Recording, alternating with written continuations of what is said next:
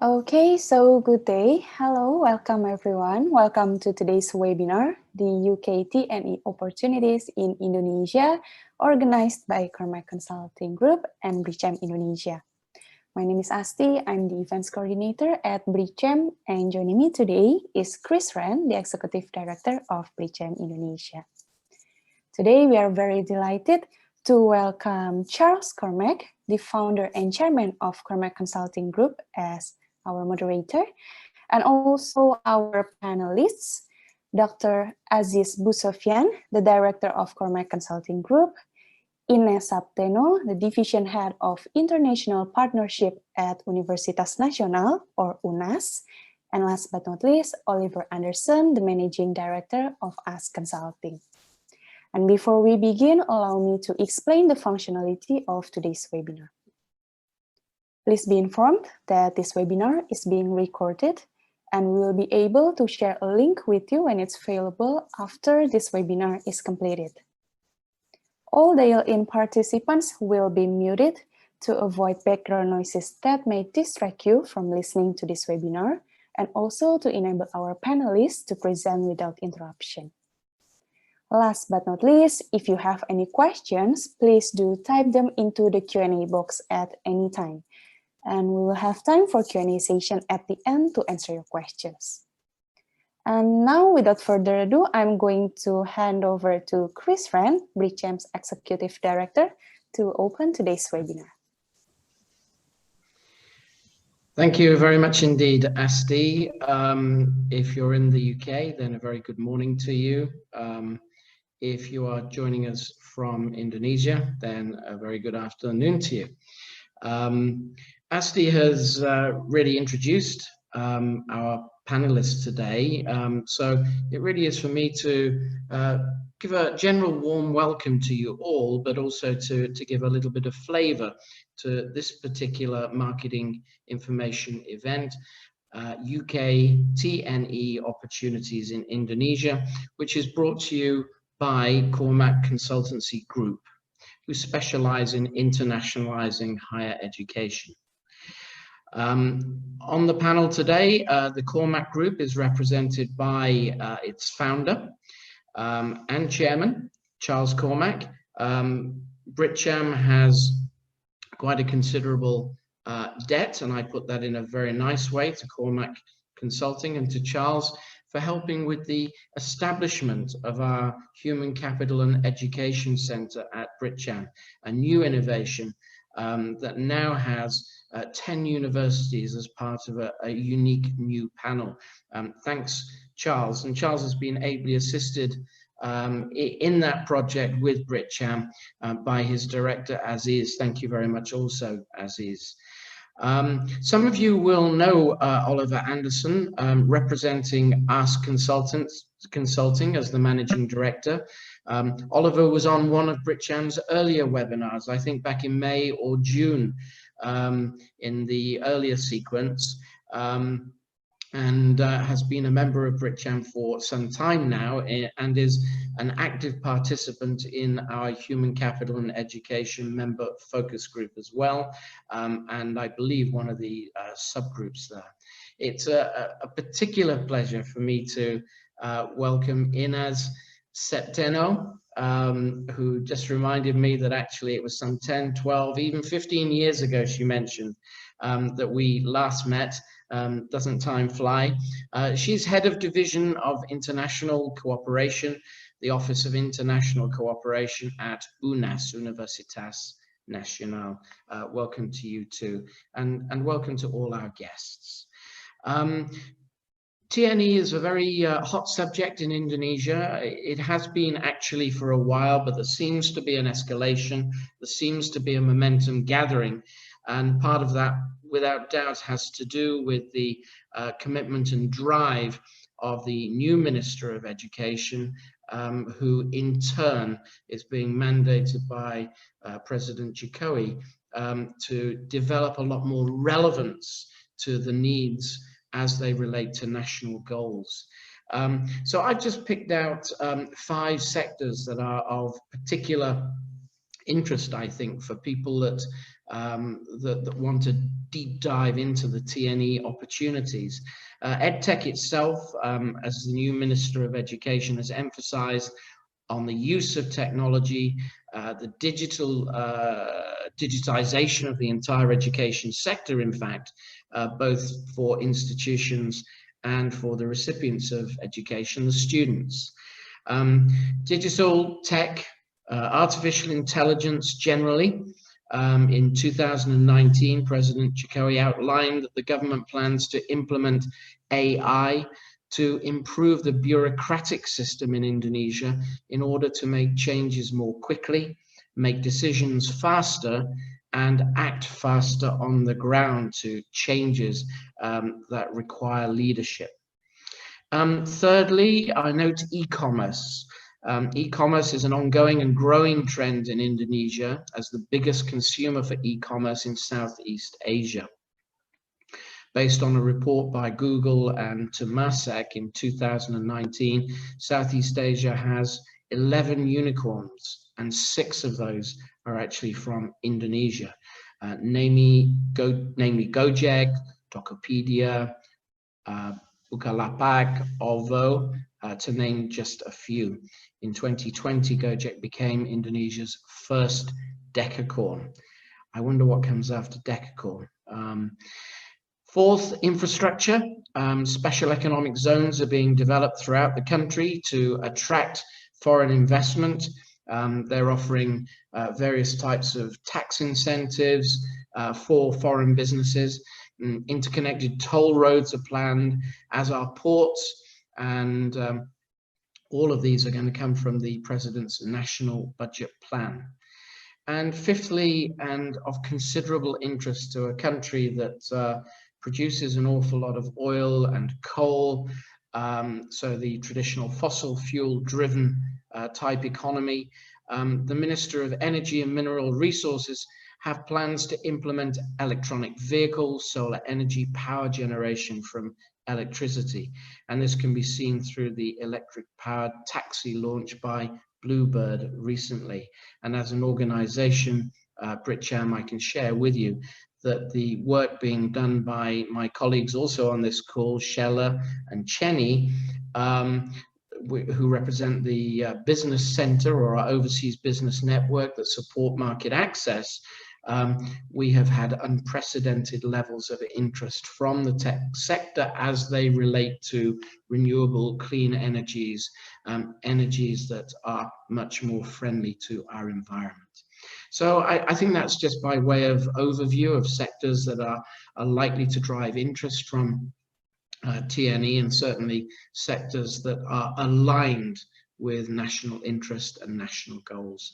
And with that now, really, it gives me pleasure to pass the baton over to Charles to navigate our way through this particular webinar, UK TNE Opportunities in Indonesia, proudly presented by BritCham and in association with Cormac Consultancy Group. Charles.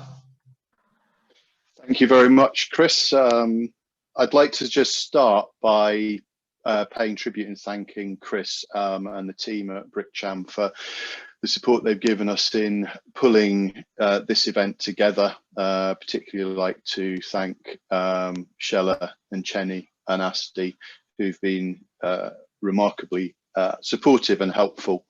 The idea for today's event really is to give you an overview of Indonesia as a market. It has huge potential for partnerships with British institutions, particularly TNE relationships.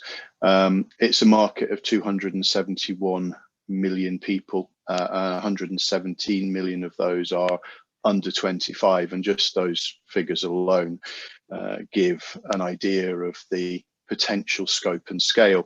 And when you consider that currently there are a very limited number of UK universities with TNE partnerships here, probably 4 or 5, you can understand what the potential is. I think it's also worth noting that Indonesia is developing in terms of, Chris mentioned, the Minister of Education pushing now for the internationalization of higher education in Indonesia. But as a market generally, it's becoming a much easier place to work, and has moved up a remarkable 47 places in the world ease of doing work tables over the last 4 or 5 years. So to begin with, I'm going to hand across to my colleague Aziz, who most of you will know. Aziz will talk you through an overview of the market. We're then going to hand across to Ines from UNAS, who's going to talk you through a presentation on her institution. And we've asked her to do that because UNAS is an excellent private university in Indonesia, and private universities are likely to be the core partners for most UK universities, certainly in the short term. And we thought it would be a good idea to allow you to understand what a university looks and feels like in Indonesia. And then Oliver will do a session around some of the regulatory issues that we need to be aware of. So I will hand across without further ado to Aziz. Thank you, Charles, and thank you, Chris and colleagues at BritCham for organising the event. And of course, thank you very much to our colleagues and partners amongst the UK universities who have joined us this morning. This is a brief overview of the UK TNE opportunities in the sense of the academic opportunities, the way we understand them from the UK. So the idea is to have a 10-minute exploration journey, and I hope you've all are all able to see the screen. So the idea is to cover Indonesia as a market, have a look at the TNE environment and trying to see what is happening, and conclude with a brief overview of the opportunities. And you've already heard from Chris how fast things are moving and the key priority sectors in Indonesia, which should inform the way universities and academic partnerships can evolve in the market.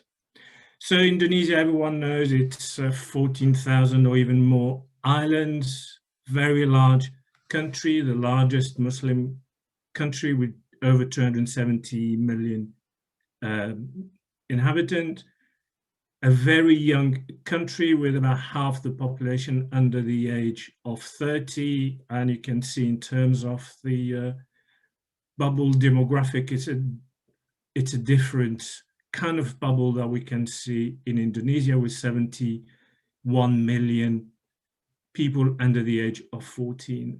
In terms of wealth, we're looking at an annual GDP per capita when adjusted for purchasing power in the order of $12,000 per year. And as Charles said, Indonesia is really opening up to international business. So the ease of doing business rank in 2019 was 73 out of 190. 6 years ago, Indonesia was ranked 120th. That's also a reflection of the opening up of Indonesia to international trade deals, the ASEAN agreement. So it's a very open economy, or opening up economy. In terms of the education sector, massive growth in university enrollment, growing from 5 million in 2010 to 8 million in 2018. In terms of how these numbers are distributed, it's vastly at undergraduate level with almost 7 million. Then you've got about 330,000 at postgraduate, and doctoral level is about 43,000, which also gives you an idea of where the gap may exist. In terms of the gross enrollment, which is an important parameter because it tells you in terms of the capacity of existing HEIs to accommodate all qualified students is about 36%, so about 2/3 of students, qualified students, cannot find university places. There is a very big and buoyant private sector, and as Charles said, that's where we see the TNE opportunities lying, and it's about 59% according to the UNESCO data. How does this distribute in terms of disciplines? So, as you'd expect, social sciences, business and law are the bulk of the graduating students at the moment. So we'd expect to see a change with those priorities that Chris has identified. STEM is sees a large demand enrollment. Arts and humanities lags behind, but that's quite common to developing economies. Where does the UK sit in terms of outbound mobility? We're far behind Australia, and that's to be expected, both in terms of because of distances, because of the trade links between Australia and Indonesia. The US and Malaysia share the second and third place. The numbers are very, very similar. And anyone who's been involved in a TNE partnership in Malaysia or Singapore will know that there are large number of Indonesian students traveling to Malaysia to enroll on UK franchised degrees. To the UK, it's about 3,000 students. The HESA data breaks these 3,000 students almost equally between undergraduate and postgraduate. So you're looking at just under 1,400 as undergraduate students and about 1,500 between postgraduate taught and postgraduate research. The TNE data, the latest that was published by HESA, when you exclude the Oxford Brookes numbers, you're looking at about 650. It's 645, but everyone knows that these numbers from HESA are rounded to the nearest 5. So, and it's almost 60% online blended, and I'll talk about that later on, and just under 300 face-to-face, with one key player from the UK that is probably most of these 290 face-to-face students. What does the higher education system look like in Indonesia? You've got two parallel systems. The one that is general, that higher education system that all of us will be familiar with in the UK, but there is the parallel system of Islamic institution, which is common to all Muslim countries. And the system is supervised, regulated by the Ministry of Research, Technology and Higher Education. In terms of higher education sector, you'd find polytechnics, academies, institutes, and universities. You've seen the distribution of enrollments between public and private, 59% in the private. We've got about 245 public higher education institutions and over 4,500 private HEIs. The admissions to Indonesian higher education varies by institution. For the public institution, it's usually the school certificate as well as a joint entrance examination. And the competition for state university places is very high. Private institutions can have their own admissions test. Right, specifically about TNE, Indonesia is not a major host of TNE programs as we stand. we're all familiar with the 50,000 that are in Malaysia, and we've seen that in Indonesia, it's about 650. What currently exists is joint and double degrees with Australian, German, Japanese, the Netherlands, and South Korean universities. The competition from Australia is because of the distance I said before, but there are significant scholarships as well as initiatives such as the Colombo Agreement. Germany and the Netherlands have very low tuition fees, so they've got that advantage over the UK. Japan and Korea provide very generous scholarships for Indonesian students to travel to that part of the world. UK universities, there are some double degrees. There's increasing arrangement at PhD level.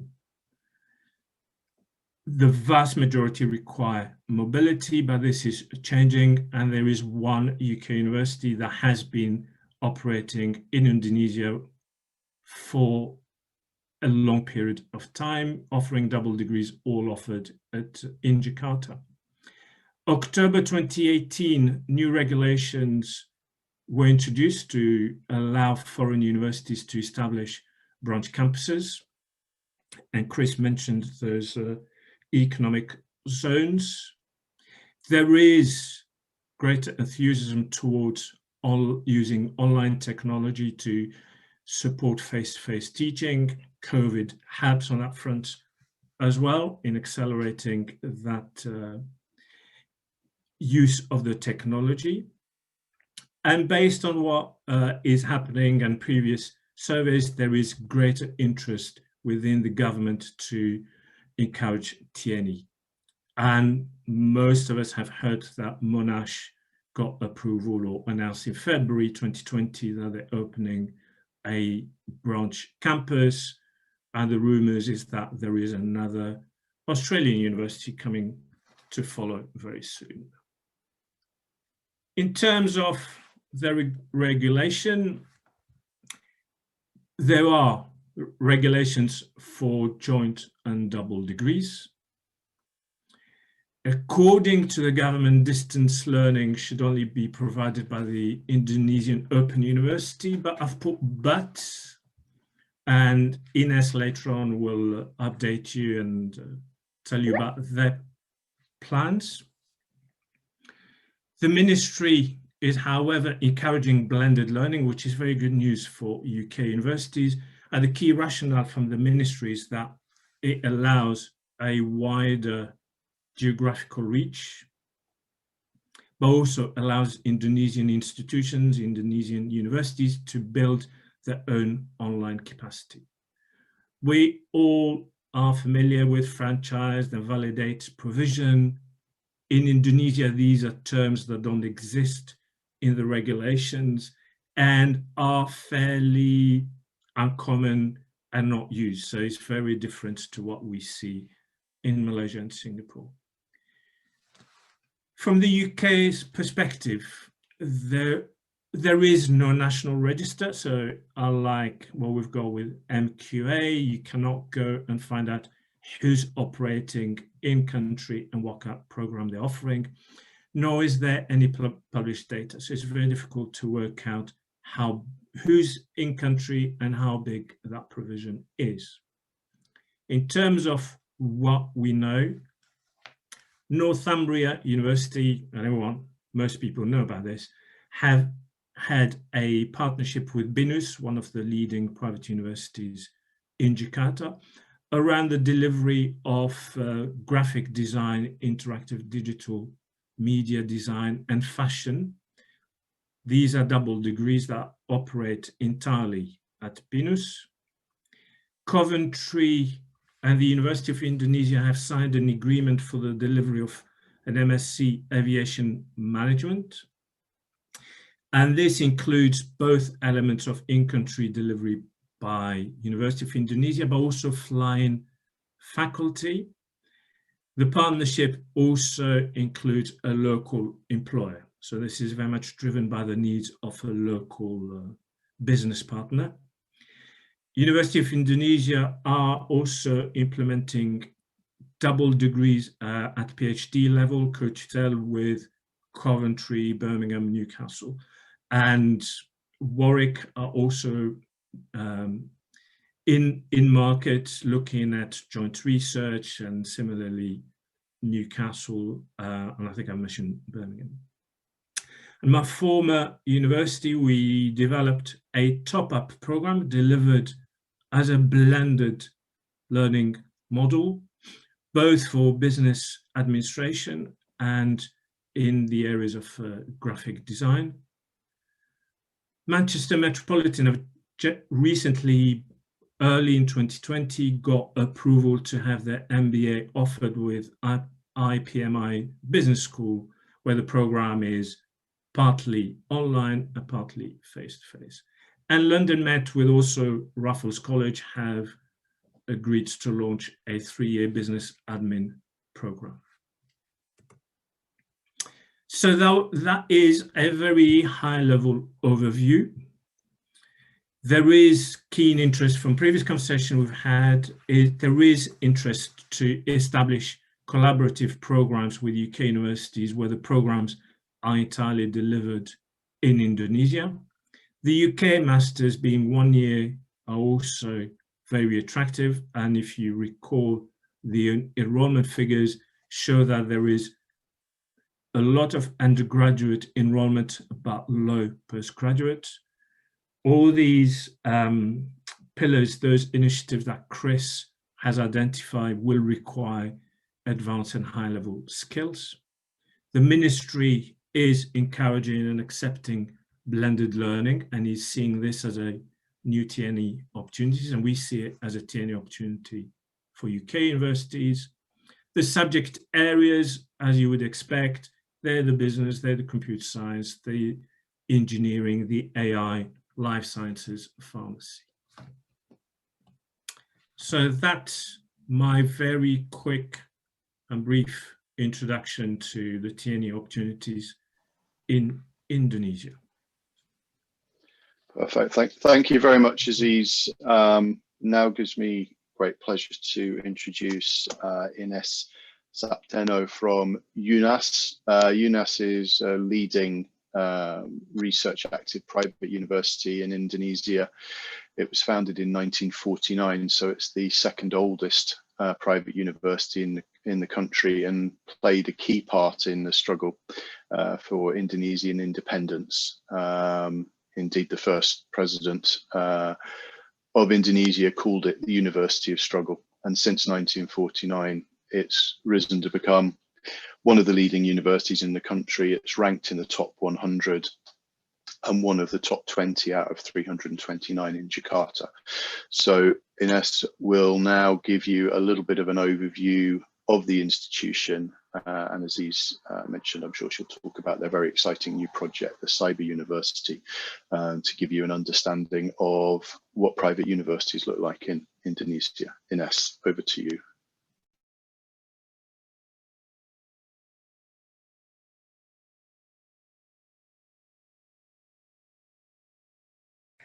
Ibu Ines, you're still on mute. Thank you so much, Charles. Good afternoon and good morning to you in UK.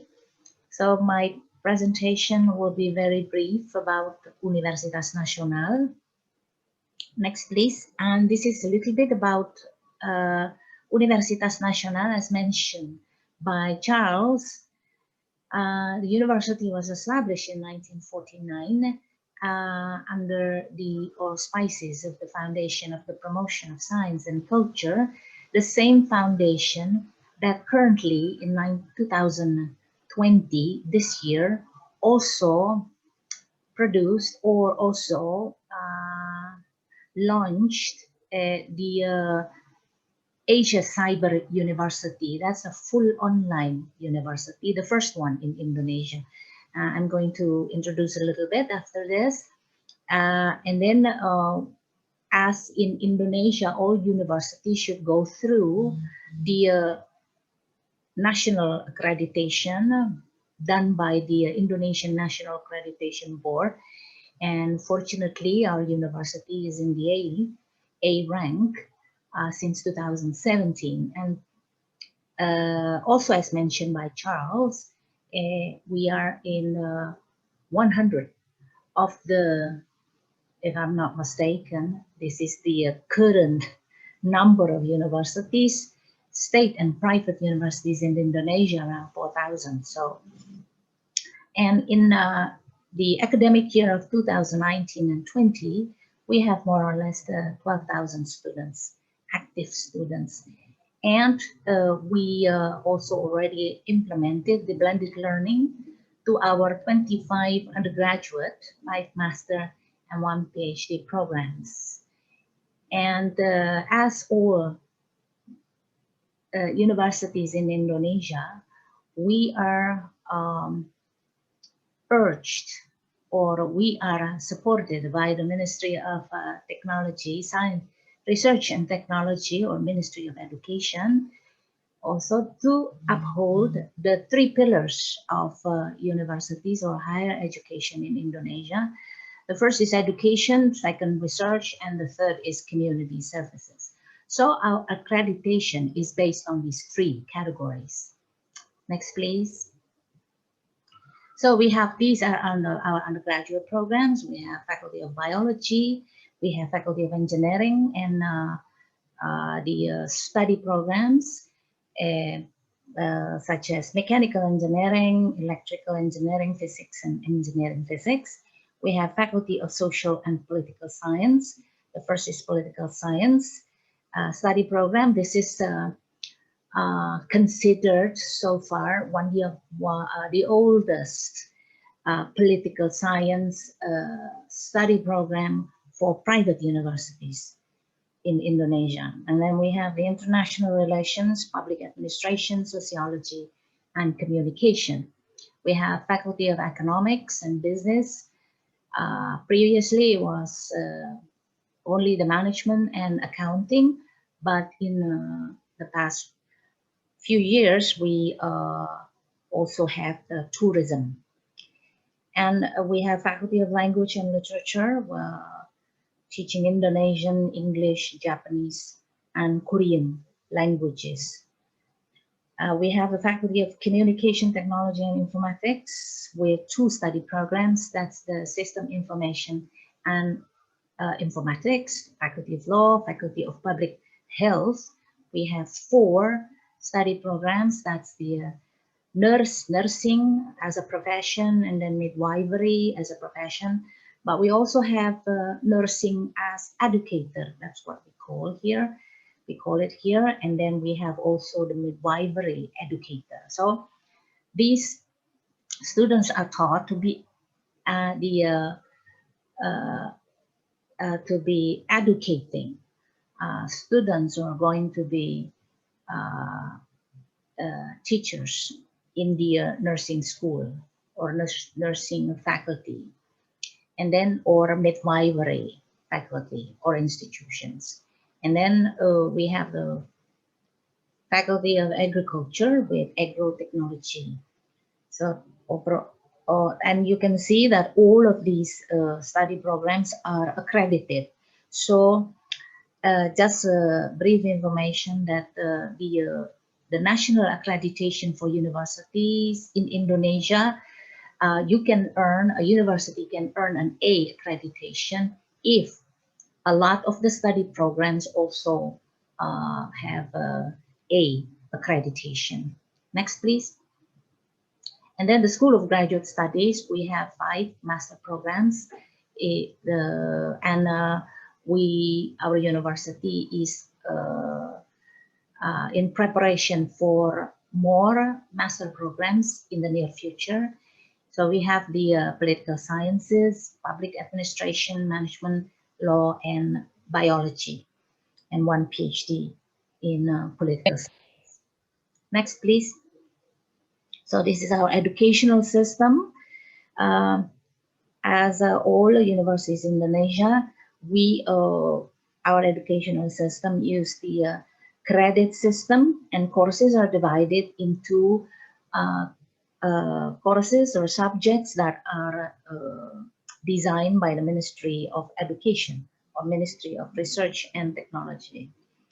And for the undergraduate programs, it takes 4 years of full-time study, including completion of a bachelor thesis.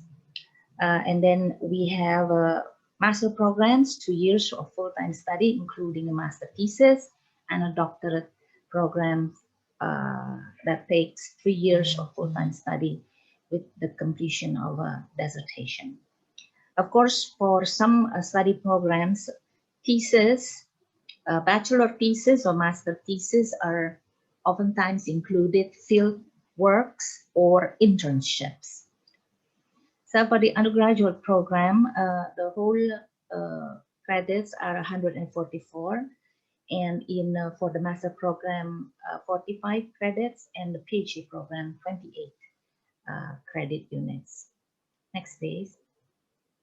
And I have to show you about our focus in research currently is these are the topics of research that are being conducted by the study programs, focusing on these issues like border and remote islands, marine and coastal areas. As you know, Indonesia is a vast archipelagic country, and so marine and coastal areas research are becoming very important. And urban problems, conservation, and Indonesian biodiversity. And in here, it's actually not environmentally friendly. This is an unfinished. It should be a religious-based, environmental friendly research, and it should be local wisdom, based on local wisdom. So we are encouraging research on religious-based environmental friendly in terms of the conservation and Indonesian biodiversity, including the local wisdom of the indigenous people of Indonesia. And then we have local politics and national defense. To support all of the researches conducted by our faculty members in the study programs, we also have research centers. There are 18 of them. I think I don't have to read all of them, but I myself also belong to one of the research program. I have actually my colleague attending here,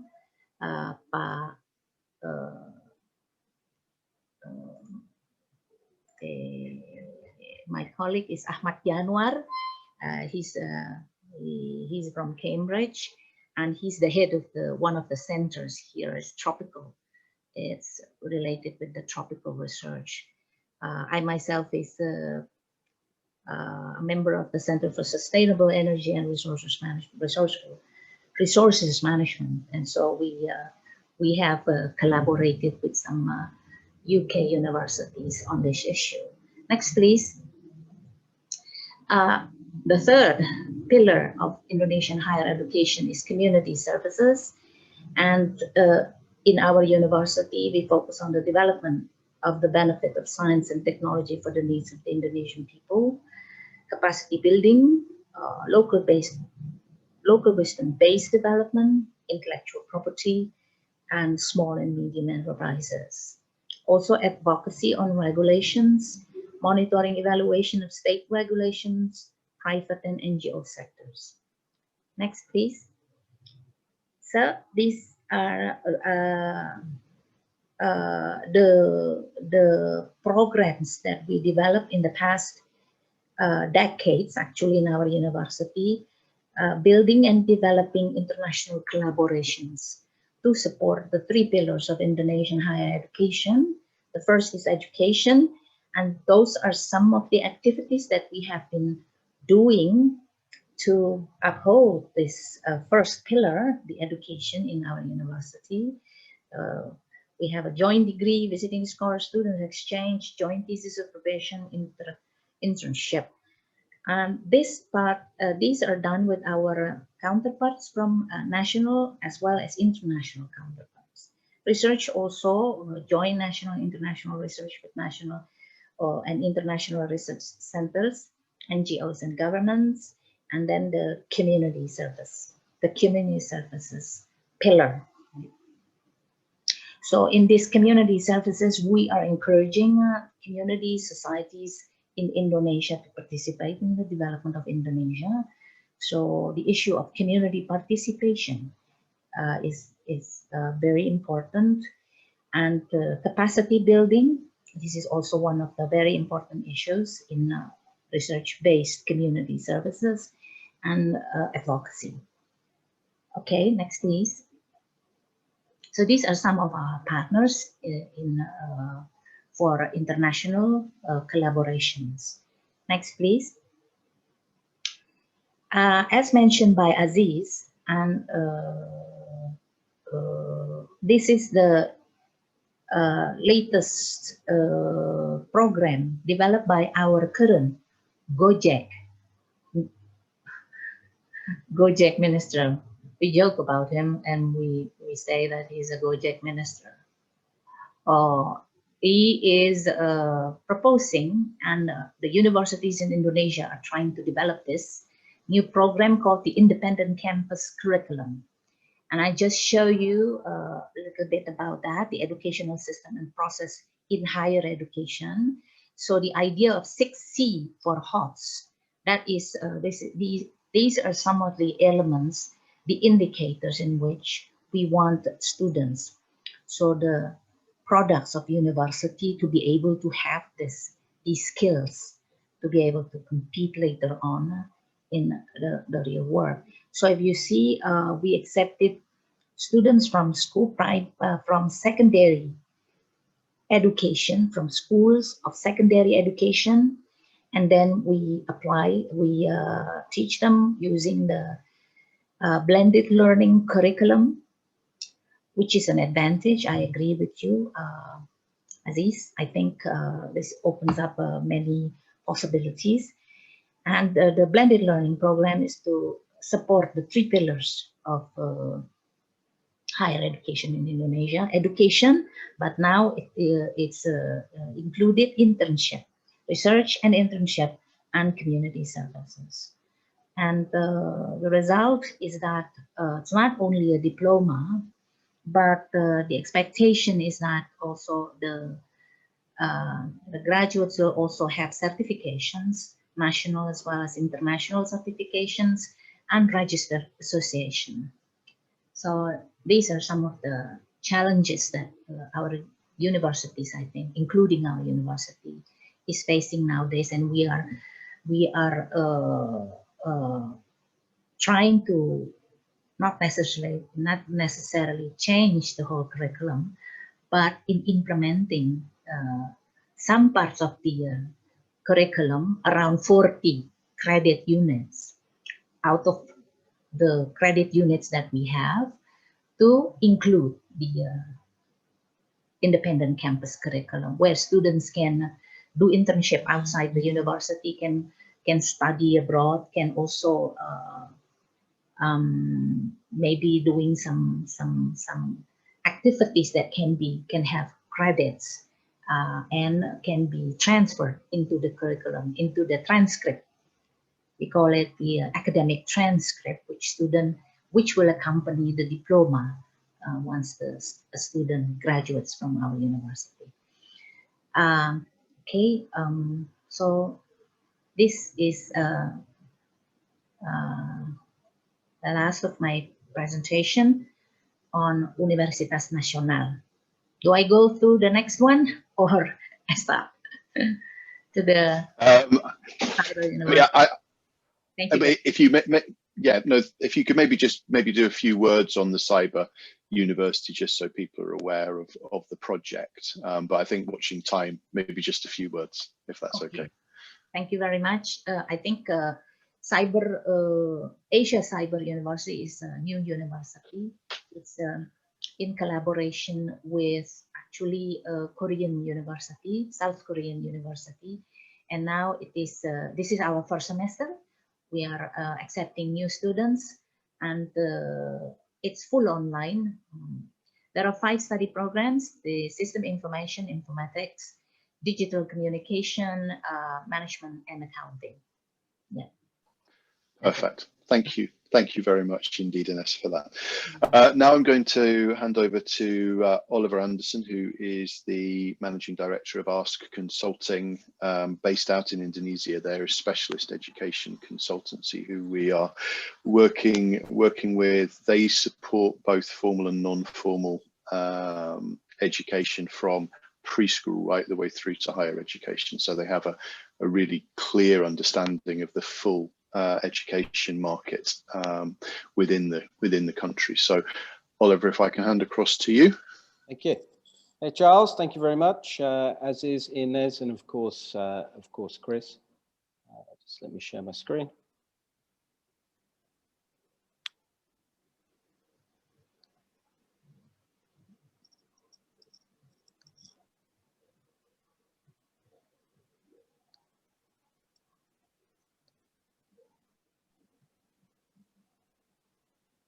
Okay, excuse me everyone.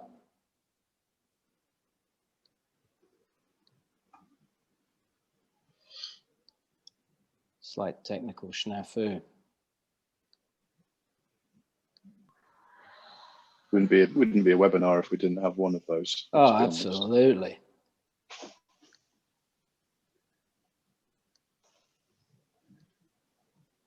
There we go. That'll teach me not to scale my screen, right, to make it so large. So thanks everyone. I'll fly through this. I'm very cognizant of the time here. So touching on basically what everyone's said, I'll walk you through a couple of the opportunities at this end, and I'll give you some real examples of people we work with and cases that are ongoing. Some of the macros, some of the key assumptions, and then of course we'll look at the regulatory landscape, as Charles was saying. Generally, the companies that we work with, the investors we work with, fall into one of three buckets. It's either we're too scared to come to Indonesia, it's too complicated, wouldn't touch it with the barge pole, or they have a high level of comfort with that and a certain degree of an appetite for risk, or they're somewhere in the middle. So hopefully what we can do here is present you with a few real examples of how we can move you, if you'd like to move that way, into a level of comfort in terms of regulation, structure, and process to operationalize your services at this end with a reputable partner. So a bit of context, adding to what Chris was saying, the Southeast Asian private education market is 60 billion. This is to 2019 data. Indonesia alone, K-12 and higher ed is 1.2 billion. And what that goes to show is two things. Well, obviously, K-12 and higher ed chew up a massive amount of the spend in Indonesia, but for the largest Southeast Asian nation with a massive economy, it's way behind other markets, particularly, as is mentioned, Singapore and Malaysia. Now, commercially, for investors, for operators looking to come into Indonesia, the key demand drivers remain exactly the same. There's no change in this whatsoever. And basically it revolves around the ideas of increased spending power, affordability, a lot of choices that are made around that, particularly with English proficiency and international education, and of course, the idea of capacity versus demand. There's also great opportunity, which I'll touch on later on, for PPP opportunities as public sector, which would be diplomatic here, perhaps can't meet the requirements of the market as it stands. So let's get into the legal grounds for operating within Indonesia. And just a very quick snapshot. Here is just several of the most recent laws and regulations in Indonesia. The four highlighted in bold are relevant to the business model most relevant for this call, which we'll discuss a little later on. But the point here is one, of course, we have to navigate this as a company, but two, what is more interesting is the commitment to change, as this is one of the themes that Chris was speaking about. From this administration, from the president and the ministers, the new cabinet being put in place, the commitment for change and for involving the private sector and for really developing human capital in this country. You can see the years these laws, regulations were enacted, and they're all in the last 6 years. So there's tremendous positive movement there. So I'm going to walk you through 3 options. Probably the first two, bricks and mortar, you may not be interested in setting up at the moment, but the third is more of the franchise model. It's not really called that here, as is mentioned. I'll walk you through as well. So basically setting up a foreign university, a new campus here, 100% owned, or rather controlled, because it's the entity that controls or owns the university is actually a non-profit. It's a foundation, so there's no shareholding. I'll get to some of this later on. These requirements are from the regulations in Indonesia, so they're verbatim, and really we've distilled a lot of the requirements here. And as you can see, there's a lot of hoops to jump through. It's not impossible. As Aziz was mentioning, Monash are already here with a branch university. There's at least another couple on the way. There are considerable tax breaks and incentives if you choose to go down this route. And contextually, you should probably be aware that regulatory-wise, the higher ed regulatory landscape is no different than the K-12. But what is different is the K-12 market for foreign investment is far more developed than higher ed, which is slightly lagging. So the model is the same, and so it can be utilized the same. It just hasn't been put into effect as much yet. The second option is a JV with a local university. Again, bricks and mortars. The benefit here, of course, you have a local partner, and you can award local degrees as well. So your catchment is quite different as well. And the last one is basically cooperating with a local university here, awarding foreign and local degrees, double degrees. And these are basically some of the requirements you have to have in place. Now, I know I'm going a little bit fast, but we're going to share the deck with you, and hopefully we'll answer some questions at the end. So these are the 3 most common forms of foreign universities coming to Indonesia that we see at this end. So if I can percolate that down a little bit more into what this actually looks like structurally, and this is making it very simple. The first structure looks like this. And basically, the foreign university sits on the top over its non-profit entity. It's actually not a non-profit. It does generate profits, but those profits cannot be redistributed as dividends, have to be reinvested into the institution. But of course, behind this, there are very legal mechanisms to get control over the entities in terms of the service provision and in terms of finances, and to extract profits out of the university and repatriate them as well. This is not some dark arts, it's perfectly legal. We've done this for many organizations in Indonesia, and we've even secured loans from the World Bank, International Finance Corporation with it. So it's just possible. It's just a matter of what your appetite for risk is and your level of comfort with that. This is what the JV looks like. We don't need to spend too much time here. Now, moving forward quickly to how a franchise or management or cooperation model, as it's called at this end, would look like. And that's basically providing service provision with a local university. Just as Aziz was mentioning, one of our, strangely you mentioned Raffles College. We work with the holding company of Raffles on a number of projects, and this is the model that they've used. So first of all, we'll look at probably the mechanism that you won't be looking at, and that's really a consultancy provider. And for that, you need a management agreement that's put in place between yourself and the local university, and the scope of work is basically back office support that you can provide. The revenue stream is, of course, upwards, paid to different jurisdiction, as it could be with any service provider, or onshore, depending on what your preference is, if you have a representative office here.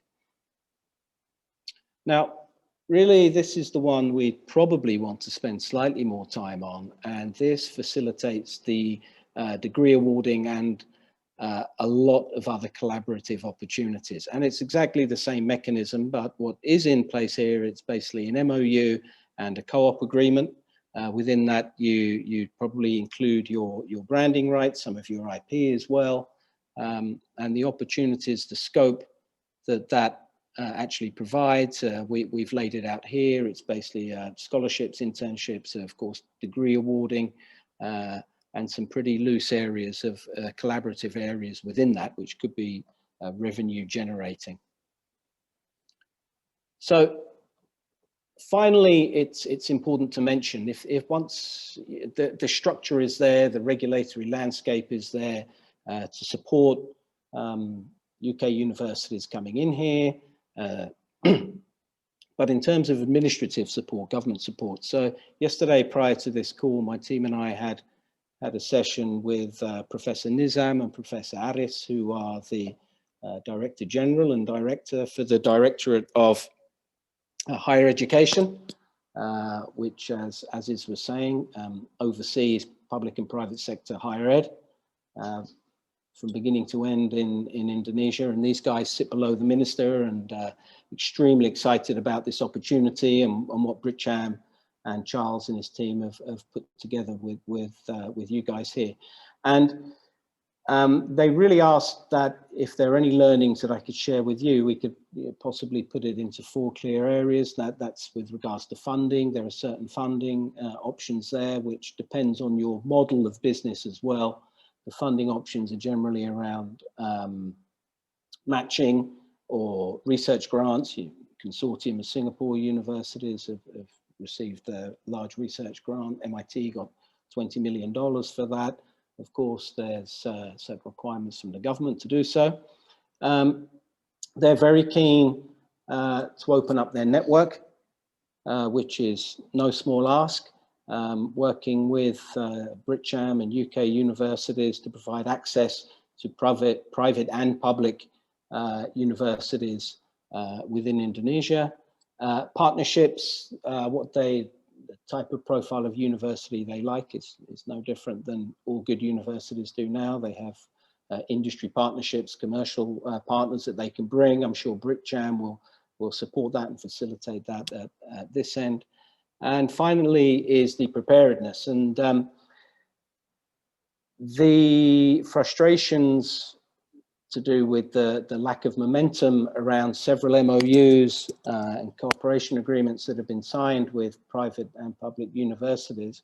And this is frustration by the universities, but mentioned to us by the ministry, is really the level of preparedness hasn't been there. Now, a lot of these efforts have been stymied by COVID, but the learning is that if you partner yourself with a great provider whose service provision can be delivered online, then operationalizing your services can be done very quickly in the market, which some other providers haven't necessarily done at the moment.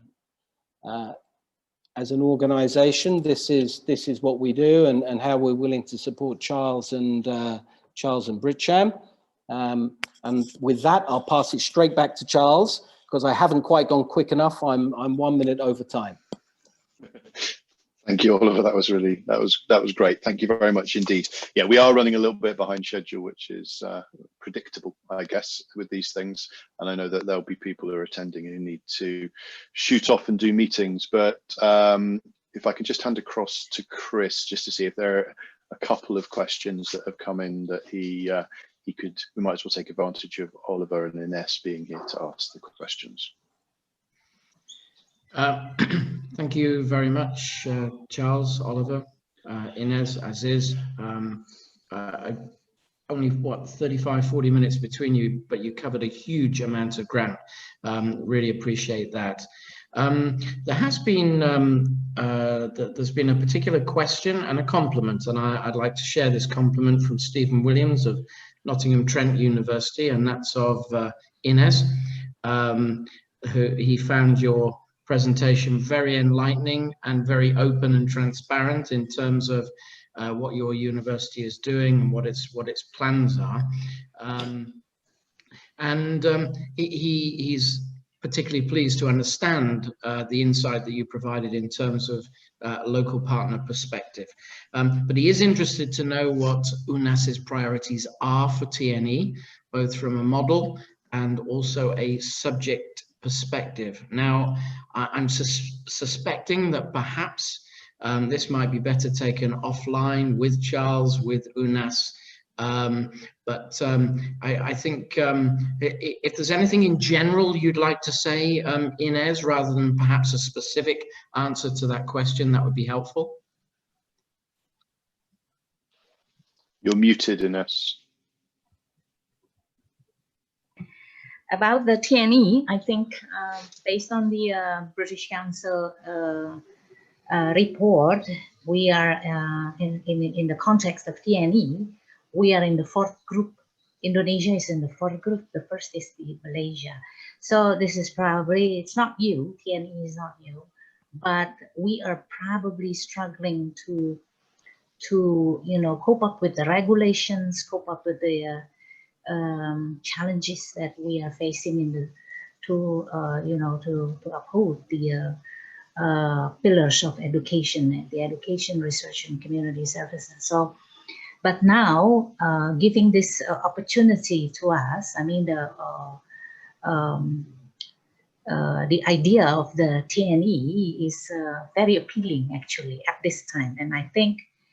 We believe, I have informed my colleagues, the deans of faculties and research centers, and they are very interested to consider probably some of the ideas proposed by you, Charles, or by the Charles Consultancy Group, which I think we would like to pursue further, what we can do in terms of this context of TNE. Okay, thanks, Ines. Mindful that we are late. I'd just like to bring in Oliver, if I may. Oliver, in terms of you have represented certain universities in trying to set up models that are appropriate to legal frameworks of Indonesia. What have been the main hurdles? Very, very quickly. The main hurdles is actually comes from the education institution themselves. Once there is a degree of comfort, which there should be, there's a very supportive framework here, and there's a very supportive administration that sits on top of it, that's implemented unprecedented change within the education sector and more broadly in terms of foreign investment in Indonesia. But I would encourage everyone, if you're serious about coming to Indonesia, to obviously, it'd be best if you have had international exposure and you're familiar with Southeast Asia or China or India, where it's similar regulatory landscape. But just do your homework, speak to guys like us or a few others around there who can give you very clear guidelines of what can and can't be done. Manage your expectations, and above all else, Chris, you'll know this, find a good partner. Yeah, absolutely. And I was just about to put in from a market access point of view, actually, with Indonesia, it doesn't matter what sector you're going to. If you are looking for things to be as perfect as Singapore, it is not the case. There are one or two extra challenges. There are one or two extra road bumps. there needs to be a little bit of a slightly augmented appetite for elements of risk, but all of those things can be managed with the right partners, with the right experience around you. Thanks for that. So when it comes to partners, you actually, all three parties have mentioned the importance of networks, and BritCham is very, very pleased and proud to be hosting this particular webinar. And of course, that is our domain, networks. As has been mentioned, we've recently established our Human Capital and Education Centre. There are 10 British universities, mainly from what I would call the more modern universities, most of whom have been introduced to us directly via Charles's own network. And just to say, those that are in there are De Montfort, Glasgow Caledonian, Liverpool John Moores, University of York, Teesside, York St John, Wolverhampton, Leeds Beckett, University of West England, University of Lincoln. And they're with us because they have strengths relating to employability in relation to certain qualifications that are in some way or another aligned to either gaps that Indonesia has in the talent pool or goals, national goals that are prevalent. This particular initiative is rather more about recruiting students to go into the UK, and what you've heard today is support initiatives from Charles Cormack and his organization to help you with partnerships, and in Oliver's case, perhaps even to set up something more formal in terms of maybe even an own campus. We're looking for 4 or 5 other universities, and I know that there are 20 odd universities not mentioned that are on this particular call today. So if you'd like to talk to us about how BritCham can represent you in terms of student recruitment, then that's great, because the natural follow-on is everything that you've heard today. Private sector relationships with Indonesian universities that are rather more dynamic and have an appetite for internationalization, taking the lead from, as Oliver has mentioned, the Director General of the different education units that there are as well. And our role is to support, and we will support. I think with that, Charles, I've had my plug. I think this has been an absolutely excellent hour, and I hope that either through your own organization, Cormack Consulting, and or in association again with Ask Consulting, in particular together with our member focus group, that perhaps we can drill down a little bit further into some of these opportunities.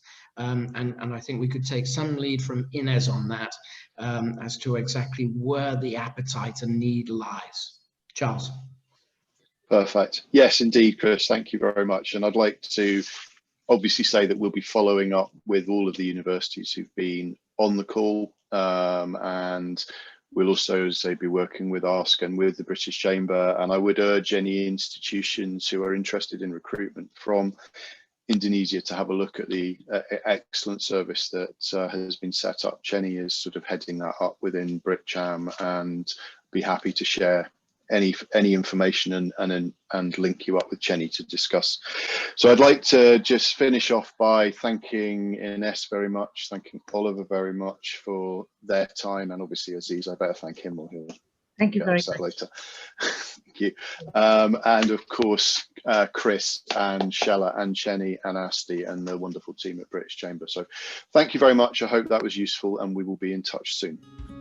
Our pleasure always. Thank you. Pleasure. Bye-bye. Thank you. Bye-bye.